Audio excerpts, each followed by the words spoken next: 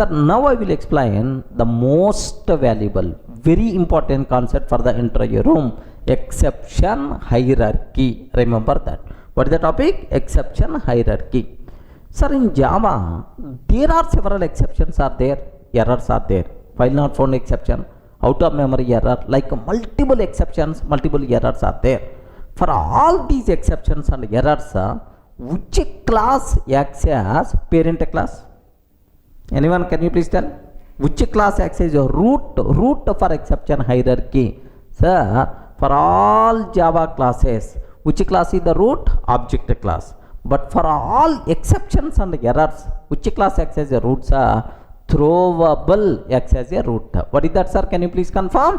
Throwable class acts as root for Java exception hierarchy. Sir, have you observed? Is it a class or is it interface? Throwable, something like runnable, serializable, clonable. Are you getting? So runnable, serializable, clonable, all these are interfaces. What about throwable? Seems to be, it is the name reflects interface name, but it's not interface, it is a class only. Remember that throwable is a class but not interface.